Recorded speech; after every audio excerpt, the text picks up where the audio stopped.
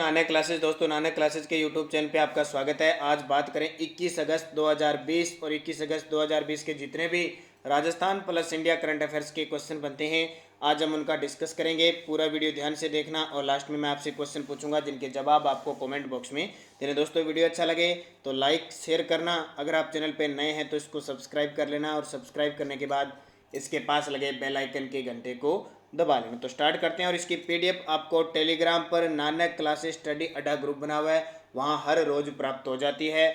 और आज 21 अगस्त है। 21 अगस्त खास राजस्थान के लिए 21 अगस्त 1857 को जोधपुर लीजन की एरनपुरा छावनी में विद्रोह हुआ था, जिसका नेतृत्व अव्वा के ठाकुर कुशाल सिंह के द्वारा दो युद्धों के रूप में होता है, बिथोड़ा का युद्ध और चेलावास का युद्ध। तो 21 अगस्त एरनपुरा छावनी में विद्रोह शुरू हुआ था।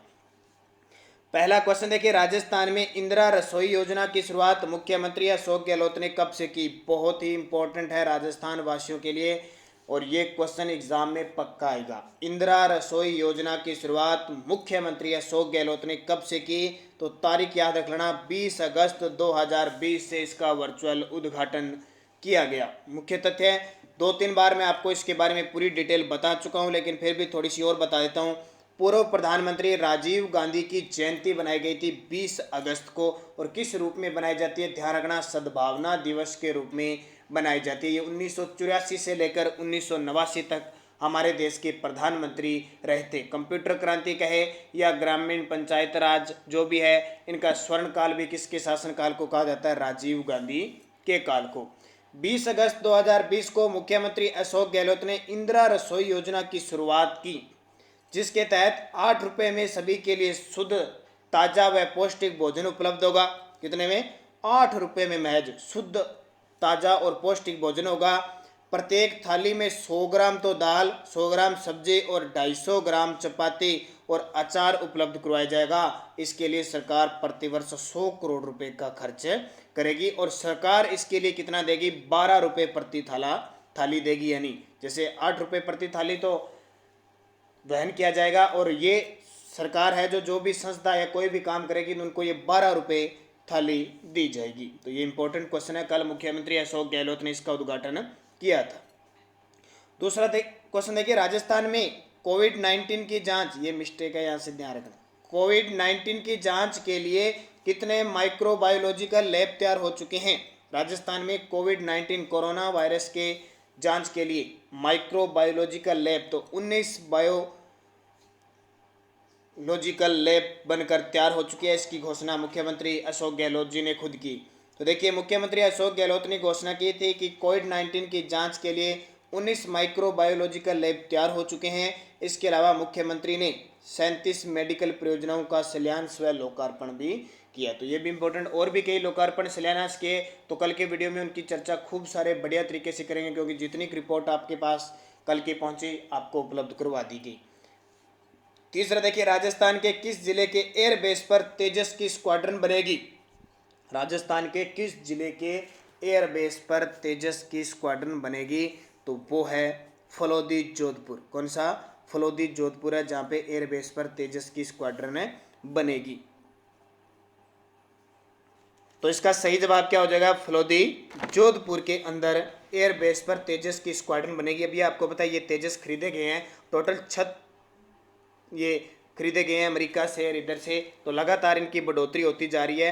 तो पाकिस्तान को करारा जवाब देने के लिए फलोदी जोधपुर एक तो, और एक नलिया गुजरात एयरबेस पर तेजस की स्क्वाड्रन बनेगी। एक स्क्वाड्रन में कम से कम 18 विमान होंगे। कितने? एक स्क्वाड्रन में कम से कम 18 विमान होंगे। राजस्थान के फलोदी एयरबेस की बात की जाए तो ये करीब 1 दशक पहले बना था और ये साल 2012 में ऑपरेशनल शुरू हुआ था, इसका उद्घाटन हुआ था।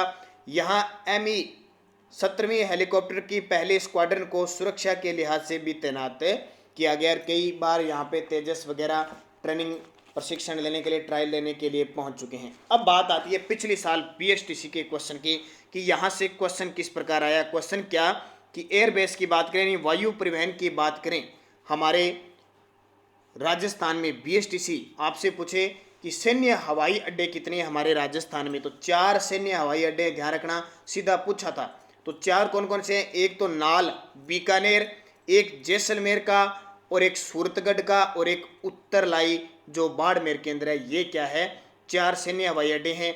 और आपसे पूछे नागरिक हवाई अड्डे या व्यवसायिक हवाई अड्डे कितने, तो 5 व्यवसायिक अड्डे हैं। ये ध्यान रखना। तो ये इंपॉर्टेंट आपके लिए एग्जाम में क्वेश्चन पूछा जा सकता है। एकमात्र अंतर्राष्ट्रीय हवाई अड्डा कौन सा है? हमारा सांगानेर अंतर्राष्ट्रीय हवाई अड्डा है, जो जयपुर के अंदर है। नेक्स्ट क्वेश्चन देखिए, राज्य चुनाव आयोग ने कोरोना को देखते हुए कितने निकायों के चुनाव अक्टूबर तक स्थगित कर दिए हैं? कोरोना को देखते हुए अक्टूबर तक स्थगित कर दिए हैं। तो इसका सही जवाब 129 निकायों के चुनाव है वो रद्द कर दिए गए हैं। तो मुख्य तथ्य, राज्य चुनाव आयोग ने कोरोना वायरस अगस्त 2020 में होने वाले 129 निकाय चुनाव को 20 अक्टूबर तक स्थगित कर दिया है। और कल की रिपोर्ट के अनुसार वहां पे प्रशासक भी नियुक्त कर दिए जाएंगे। राजस्थान राज्य मुख्य चुनाव आयुक्त कौन है? प्रेम सिंह मेहरा है। और निर्वाचन अधिकारी है प्रवीण गुप्ता। पहले कौन थे? आनंद कुमार थे। अब कौन बन गए? प्रवीण गुप्ता। अब बात करें थोड़ी सी राज्य निर्वाचन आयोग की, तो 73वें व 74वें संविधान संशोधन 1992 द्वारा भारत के हर राज्य में निर्वाचन आयोग स्थापित करने की बात कही गई।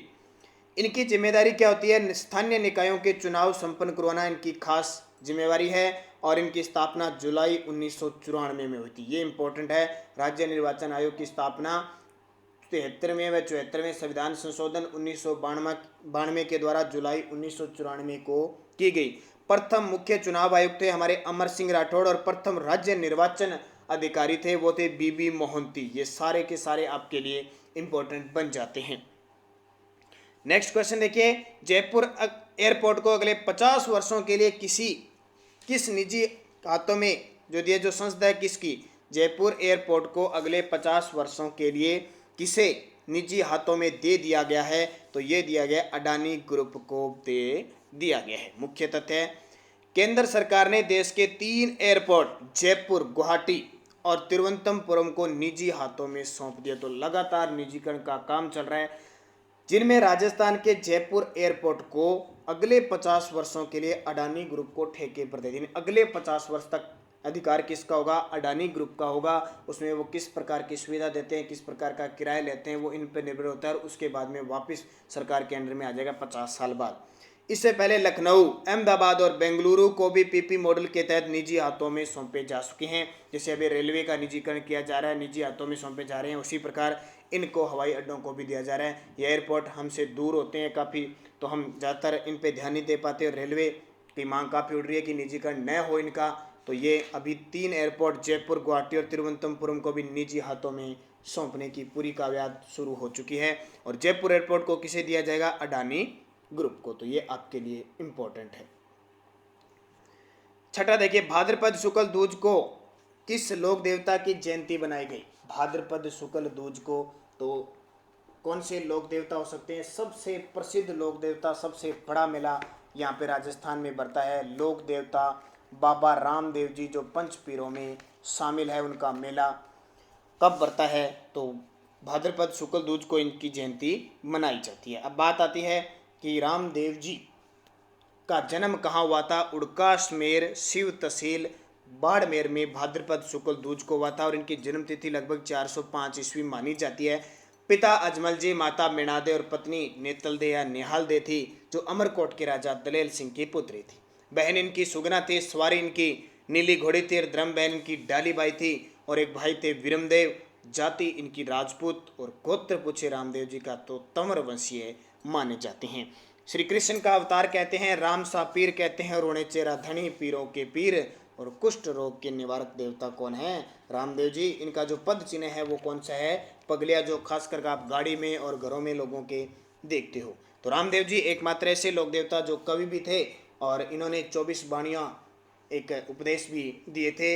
इनके चमत्कार पर्चा कहलाते हैं। और जमा, रात्रि जागरण और मेघवाल जाति के जो भक्त होते हैं वो क्या कहलाते हैं? रिखिया। तो ये बहुत सारे क्वेश्चन हैं। भारत का छोटा रामदेवरा पूछे तो जूनागढ़ गुजरात में है। और राजस्थान का छोटा रामदेवरा पूछे तो खुडियास अजमेर के अंदर है। और उन्होंने समाधि ली थी रुणेचा पोकरण में।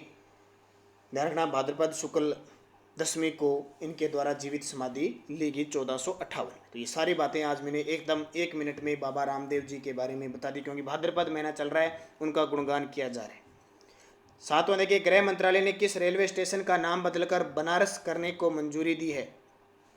बनारस, तो मंडुवाडीह रेलवे स्टेशन का नाम, मंडुवाडीह रेलवे स्टेशन का नाम। मुख्य तथ्य, यह रेलवे स्टेशन उत्तर प्रदेश में है। वाराणसी जिले में मंडुवाडीह रेलवे स्टेशन का नाम बदलने के लिए यूपी सरकार ने आग्रह भेजा था, जिसके बाद गृह मंत्रालय ने स्टेशन का नाम बदलकर बनारस करने के लिए एनओसी, नो ऑब्जेक्शन सर्टिफिकेट पर जारी कर दिया। ध्यान रखना, ये रेलवे मंत्रालय जो गृह मंत्रालय होता है ना, उसकी अनुमति के बिना नाम नहीं बदले जाते किसी भी चीज़ की। अब देख लिए, बहुत इंपॉर्टेंट पूरी जानकारी आज मैं दूंगा। केंद्र ने सरकारी भर्ती के लिए नेशनल रिक्रूटमेंट एजेंसी एनआरए का गठन किया है। यह किस तरह का एग्जाम होगा, यह किस तरह का एग्जाम लेगी, तो सामान्य योग्यता परीक्षा इसके अंदर ली जाएगी। अब मुख्य तथ्य पूरी डिटेल है। सामान्य योग्यता परीक्षा ली जाएगी। पीएम नरेंद्र मोदी की अध्यक्षता में सेंट्रल कैबिनेट ने 19 अगस्त 2020 को नेशनल रिक्रूटमेंट एजेंसी के गठन को मंजूरी दी। सरकार इसे रिक्रूटमेंट प्रोसेस का ट्रांसफॉर्मेशनल रिफॉर्म बता रही है। अब क्या है ये एनआरए, तो देखिए, नेशनल रिक्रूटमेंट एजेंसी का काम एसएससी, आईबीपीएस, आरआरबी, रेल मंत्रालय, वित्त मंत्रालय, वित्तीय सेवा विभाग के लिए सामान्य योग्यता परीक्षा सेट कॉमन एलिजिबिलिटी टेस्ट लेना होगा। मतलब कि एसएससी, आईबीपीएस, आरआरबी जो पहले चरण का एग्ज़ाम लेती थी, जिसका मुख्य मकसद आवेदकों की संख्या को कम करना होता था, वह एग्ज़ाम भविष्य में एनआरए लेगी। इसके बाद जो मुख्य परीक्षा होगी वह एसएससी, आईबीपीएस और आरआरबी लेगी, यानी पहली परीक्षा को कॉमन होगी। साफ शब्दों में कहे तो सामान्य योग्यता परीक्षा के स्कोर के आधार पर तय होगा कि आप एसएससी, आईबीपीएस या आरआरबी और फाइनेंस इंडस्ट्री के ग्रुप सी और डी यानी नॉन टेक्निकल पदों के लिए अप्लाई करने के योग्य है या नहीं। अगर अच्छे मार्क्स मिलते हैं तो इन एजेंसियों के पास आकर सिर्फ टायर 2 और टायर 3 एग्जाम देने की जरूरत होगी। युवाओं को क्या फायदा होगा? केंद्र सरकार की भर्ती के लिए करीब 20 रिक्रूटमेंट एजेंसियां हैं। अब इन सब के लिए एक ही कॉमन एलिजिबिलिटी टेस्ट होगा। दरअसल इस वक्त सरकारी नौकरी की चाह रखने वाले युवा कई जगह मौका तलाशते हैं, इसलिए बहुत सारे फॉर्म भी भरते हैं। उन्हें बार बार एग्जाम की फीस देनी पड़ती है। औसतन इन परीक्षाओं में 2.5 से 3 करोड़ युवा शामिल होते हैं। हर एग्जाम के लिए अलग तैयारी करनी पड़ती है। इनमें से ज़्यादातर पहली परीक्षा में ही छंट जाते हैं, ऐसे में बड़ी रकम खर्च हो जाती है। तो अब एक ही कॉमन एलिजिबिलिटी टेस्ट और इसके लिए फीस देना होगा। यानी एक जैसे कभी फॉर्म आ गया, हम एसएससी का भरते हैं, कभी आरआरबी का भरते हैं, कभी आईबीपीएस का भरते हैं, कोई आईएफसी में आ गई उसका भरते हैं। तो अब बार बार फॉर्म भरने की जरूरत नहीं है, बार बार पेपर देने की जरूरत नहीं, एक ही पेपर है। अक्सर अगर पास कर जाते हैं तो आप अन्य एजेंसियों की नौकरियों के लिए योग्य माने जाएंगे, तब इसके लिए फीस देनी होगी। देश भर में एग्ज़ाम सेंटर, तो देश में 739 जिले हैं, इनमें से 117 जिलों में एग्ज़ाम सेंटर बनेंगे। यह exam centre national recruitment agency का ही होगा। कितनी बार एग्ज़ाम होंगे? साल में 2 बार। कोई भी कैंडिडेट चाहे जितनी बार एग्ज़ाम दे सकता है, कोई लिमिट नहीं होगी। स्कोर कब तक के लिए वैध होगा? तो ये अगर आपने सामान्य एग्ज़ाम दे दिया तो आपका स्कोर है वो 3 साल के लिए मान्य होगा। अगर कई बार एग्जाम दिए तो सर्वोच्च अंक उम्मीदवार का वर्तमान अंक माना जाएगा। मान लो पहली बार आपने एग्जाम दे दिए, 100 में से आपके 70 नंबर बन गए, आपको लगा भी 70 नंबर कम आए, तो अगला 6 महीने बाद जो एग्जाम होगा यानी साल में दोगे तो आपके फिर आप एग्जाम दे सकते हो, वो आपकी मर्जी है। हो सकता है आपके 70 से 75 नंबर बन जाए या 70 से 65 बन जाए, तो आपके जो ज़्यादा नंबर होंगे ना उसको प्राथमिकता दी जाएगी। कितने तरह के टेस्ट होंगे? 3 तरह के एग्जाम होंगे। ग्रेजुएट 12वीं और 10वीं पास वालों के लिए अलग अलग एग्जाम में होंगे। कितनी रकम के फंड को मंजूरी मिली है? तो केंद्रीय मंत्रिमंडल ने नेशनल रिक्रूटमेंट एजेंसी के लिए 1517 यानी 1517.57 करोड़ रुपए की स्वीकृति प्रदान की है। यह खर्च 3 साल में किया जाएगा। इसमें 117 जिलों में एग्जाम सेंटर की स्थापना का खर्च भी शामिल है। कब से कॉमन एलिजिबिलिटी टेस्ट शुरू हो जाएगा तो इसके बारे में अभी बताया नहीं गया कब से इसकी शुरुआत होगी, लेकिन इस एजेंसी के लिए जो फंड दिया गया उसे 3 साल में खर्च करना है। इसका मतलब है एजेंसी पूरी तरह से काम करने में 3 साल का वक्त लग सकता है। राज्य सरकार के एग्जाम के लिए भी यही टेस्ट लेगा, तो अभी नहीं टेस्ट होगा। ध्यान रखना, राज्यों में नहीं होगा, सिर्फ केंद्र की। लेकिन प्रधानमंत्री कार्यालय के राज्य मंत्री जितेंद्र सिंह का कहना है कि वह राज्यों को भी सुझाव देंगे कि इस एजेंसी का प्रयोग करें, इससे राज्यों को संसाधन बचेगा। कल्पना यह भी है कि प्राइवेट सेक्टर भी इस टेस्ट के लिए के जरिए भर्ती करेंगे। तो ये आपके लिए पूरी बात मैंने एनआरए की बात बताई, क्या थी क्या सिस्टम, ये देख लेना, दोबारा और पढ़ लेना। पिछले वीडियो का क्वेश्चन था सत्यपाल मलिक को किस राज्य का राज्यपाल बनाया गया है? तो आपका सही जवाब था मेघालय राज्य का राज्यपाल बनाया गया। किन की जगह? तथागत राय, ये सत्यपाल मलिक पहले बिहार, फिर जम्मू कश्मीर, गोवा घूम के अब वापस कहाँ पहुँच चुके हैं, मेघालय पहुँच चुके हैं। और एक क्वेश्चन, तिलवाड़ा पशु मेला किस लोक देवता की स्मृति में आयोजित होता है, तो मल्लीनाथ जी का मेला लगता है तिलवाड़ा बाड़मेर में लूणी नदी के किनारे, और चैत्र माह में इसका आयोजन होता है। मारवाड़ के ऐसे शासक जो लोक देवता भी थे तो मल्लीनाथ जी, और उन्होंने एक पंथ चलाया था कुंडा पंथ। अब वीडियो के लास्ट में मैं आपसे क्वेश्चन पूछता हूं जिनके जवाब आपको कमेंट बॉक्स में देने हैं। राजस्थान के नए गृह सचिव के पद पर नियुक्त किए गए हैं, राजस्थान के नए गृह सचिव के पद पर नियुक्त किए गए हैं अभय कुमार, रोहित कुमार सिंह, राजेश्वर सिंह, समित शर्मा। और इसके साथ आपको बताना है हमारे राजस्थान के वर्तमान मुख्य सचिव कौन है। तो अगला जो BSTC का जो मॉडल टेस्ट पेपर होगा उसमें राजस्थान में कौन क्या पूरी डिटेल आपको बताई जाए। एक क्वेश्चन, राजस्थान का सबसे ऊंचा बांध जाखम बांध किस अभयारण्य में स्थित है। राजस्थान का सबसे ऊंचा बांध जाखम बांध किस अभयारण्य में स्थित है। सीता माता, सज्जनगढ़, नाहरगढ़, ताल छापर। और इन चारों अभयारण्यों की आपको दो दो विशेषता बतानी है, किस जिले में है और एक एक विशेषता और बतानी है कमेंट बॉक्स में। तो सभी विद्यार्थी बढ़िया तरीके से पढ़ते रहें। BSTC राजस्थान पुलिस के मॉडल टेस्ट पेपर चल रहे हैं और करंट अफेयर्स के मॉडल टेस्ट पेपर। तो दूसरा राजस्थान पुलिस और पटवार के लिए दूसरा इंडिया करंट अफेयर्स का वीडियो आपको मिल चुका है। ज़्यादा से ज़्यादा आप उन वीडियो को सपोर्ट करें, लाइक करें, ताकि लगातार आपको मिलते रहे, क्योंकि हमें जब हौसला होगा तो ही हम आपको लगातार वीडियो देंगे। अगर सपोर्ट नहीं हुई, लाइक नहीं हुआ, तो फिर आपको पता है हमेशा की तरह वीडियो बंद हो जाता है। तो धन्यवाद, जय हिंद, जय भारत।